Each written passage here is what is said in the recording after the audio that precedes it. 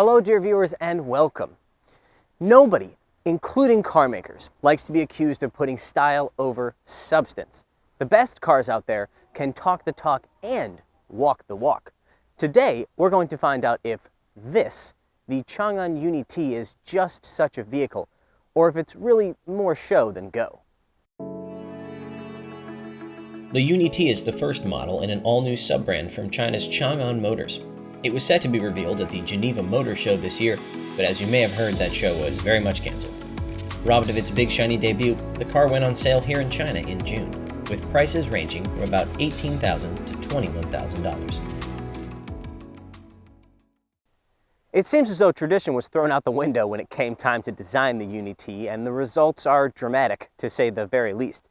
The grille here is a matrix of body color panels that flow into the rest of the car, rather than being a separate or distinct black or chrome piece like it is on most vehicles.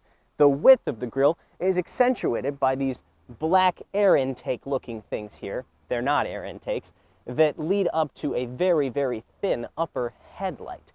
The joke these days in China is that Changan beat McLaren to the market with a McLaren SUV. And while I think the design was clearly inspired by those British sports cars, I'm personally impressed with how well they were able to adapt it to a crossover-sized vehicle. The designers kept up the same pace when it came to the rest of the UNI-T's styling. The strong, rising beltline is framed by aggressive wheel arches and a steeply sloped roofline. Hidden door handles, front and rear, allow that beltline to shine, and 20-inch wheels do a decent job of filling those big wheel arches. Coming around to the rear, we have Lexus-style smoked taillights, but one good thing about the UNI-T is that it manages to avoid having the flat, boring rear end of a lot of crossovers you see today, mostly because it continues the steeply raked roofline. Down below here, this top-level trim has these interesting alternating exhaust outlets, which I honestly have never seen in a car before. Those sandwich a pretty serious-looking diffuser, at least, you know, what you'd expect to see on a CUV. Topping it off, quite literally, is a pair of spoilers, and altogether you have what is probably one of the sportier looks you're ever going to find in the crossover market. There's not much to complain about when it comes to the interior either. Starting with the basics, you've got 2 screens for your instrument cluster and your infotainment, equipped with the requisite voice commands. The screens are on the small side, but image quality is crisp and the UI is highly functional, so you won't mind much unless you're coming from something like a Tesla. This top-level model also comes with a decent array of features, including self-parking, an automatic braking system, and a driver drowsiness detection system. That last part is important, but we'll get to it a bit later. The shifter here reminds me a lot of the one you would find on the Audi e-tron all-electric SUV. It's very ergonomic and easy to use, also a little futuristic. To the side here we have a series of buttons, some of which you would expect, one of which you probably wouldn't. We have, for example, the self-parking, we have the 360-degree camera, and then we have the selfie button. No joke. If you hit this button, the car will take a picture using the camera up here. The question remains, however, what kind of a self-obsessed lunatic would actually use this feature?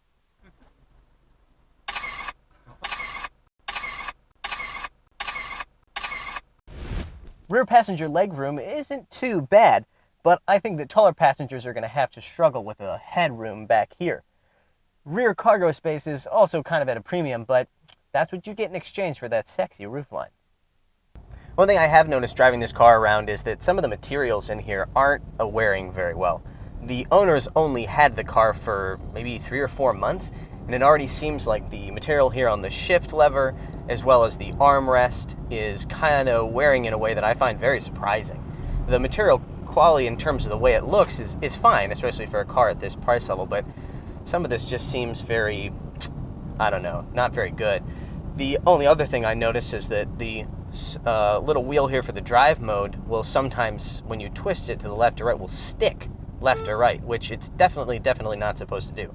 It's supposed to return, there it went. It just stuck right like that. It's supposed to return to the neutral position. So that's not really encouraging in terms of the long-term usability of this car.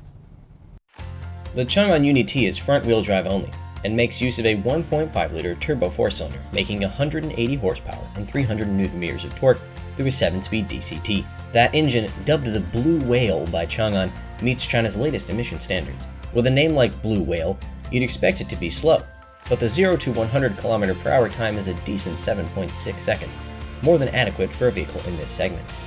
A more powerful 2-liter motor is expected to join the lineup sometime soon.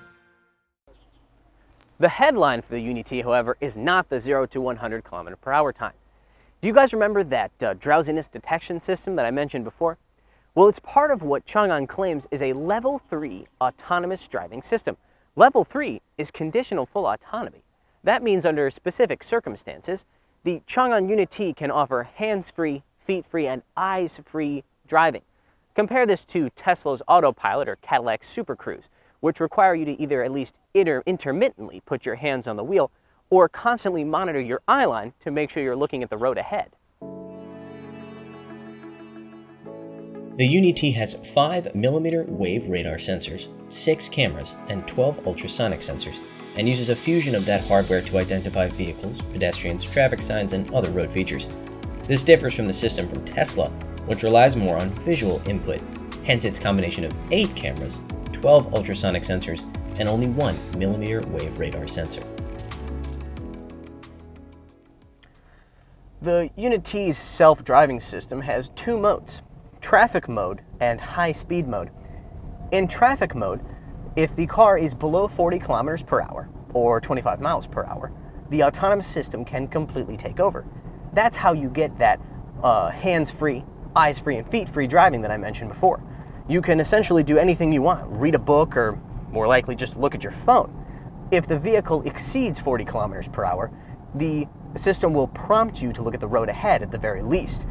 If you fail to do so, it will eventually bring itself to a full stop. 主人，检测到您现在处于疲劳状态，我很担心你哦。 When the vehicle reaches 50 km/h, the system will enter high-speed mode. At this point, the UNI-T system is much like any other Level 2 system, except that it will suggest lane changes, which the driver need only confirm. In the high-speed mode, the driver can free their hands, but their eyes must observe the road ahead. I'd love to demonstrate all of that for you, but there's a bit of a problem. It's basically illegal. While the Changan UNI-T might be a significant step forward in terms of affordable full autonomy, according to current Chinese regulations at least, it is unlawful for you to remove your hands from the steering wheel while driving on the road. These regulations are supposed to be updated within the next year or so, or possibly even sooner, but for now at least, there's not much I can do to show you how it works. Even if the autonomous system was legal to use, it still only applies to a very specific set of driving conditions. So let's talk about what the UNI-T is like when you drive it the old-fashioned way. Obviously, the exterior styling is making a lot of promises about how this car is going to perform, and I can confirm that it does not follow through on those promises. As mentioned above, 180 horsepower is decent from this segment, but it's the way this car delivers power that's the issue. Like a lot of other cheaper Chinese cars that I've driven, the UNI-T portrays a lack of refinement under hard acceleration. Nobody expects a 1.5-liter turbo in a production car to be particularly mellifluous, but this one sounds, well, it just sounds kind of cheap.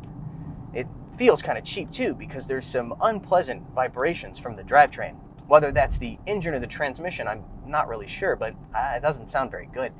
Speaking of the transmission, it's a 7-speed DCT, as I mentioned before, and while it's comfortable at around town speeds, when you put your foot in it, it's a little hesitant to downshift.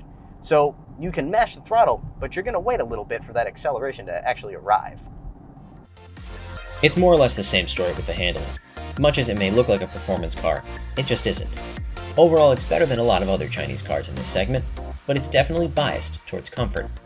There's a meaningful difference between sport and comfort mode, particularly in the weight of the steering and the reaction from the pedals, but it's never particularly stimulating. The UNI-T has been a pretty big sales success for Changan so far, and it's easy to understand why. Even if we put aside all of the advanced self-driving tech, which is very impressive for a vehicle that tops out at $21,000, you're still left with a very attractive looking CUV with decent power and decent handling. Now, the exterior design may be writing checks that the suspension and drivetrain definitely cannot cash, but I still think it's fair to say that the UNI-T comes with a fair bit of substance to go with all of that style. All right, that's all for today. Thanks for watching.